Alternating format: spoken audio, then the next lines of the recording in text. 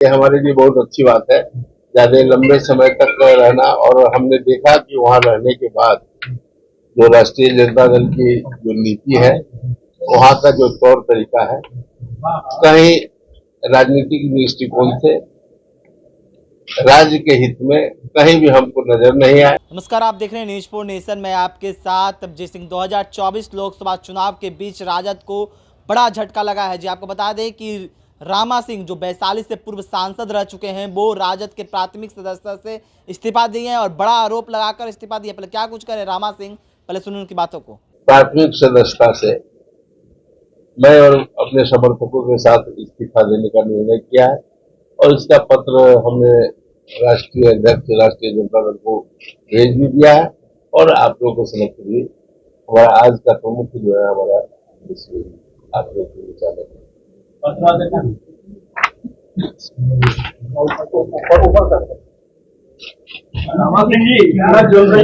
बता रही कि मोह भंग हो गया आपका?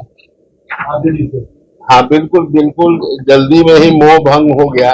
ये हमारे लिए बहुत अच्छी बात है, ज्यादा लंबे समय तक रहना। और हमने देखा कि वहाँ रहने के बाद जो राष्ट्रीय जनता दल की जो नीति है, वहाँ का जो तौर तरीका है, कहीं राजनीतिक दृष्टिकोण से राज्य के हित में कहीं भी हमको नजर नहीं आया और इस कारण जो है हमारा मोह भंग हो गया। क्या आपकी पार्टी रामविलास ज्वाइन कर रहे हैं?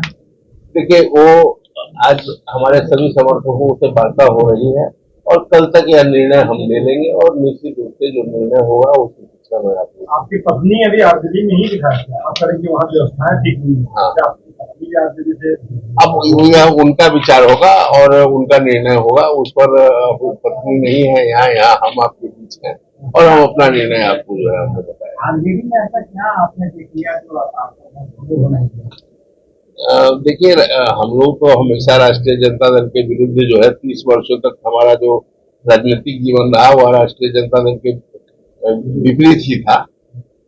लेकिन हमने समझा कि भाई एक राष्ट्रीय जनता दल का बागडोर नौजवान के हाथ में है, व्यवस्थाएं वहां की बदली होगी।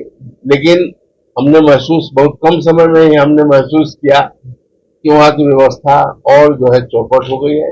जो पहले उनकी नीति थी वह और जो है उससे ज्यादा खराब जो है नजर आया और तमाम तरह की बहुत सारी बातें थी जो हमको लगा कि उसमें कोई परिवर्तन नहीं है बल्कि और जो है गर्त में चला गया। इन्हीं तमाम चीजों को देखते हुए हमने यह निर्णय लिया। ऐसा तो नहीं कि सिल्वा और वैशाली का जो है वो भारी पड़ गया? नहीं, देखिए ऐसा है कि मैं चुनाव के प्रति कभी भी बहुत, आपने पहले भी हमको देखा होगा कि चुनाव के लिए ललायित रहने वाले लोगों में मैं नहीं हूँ।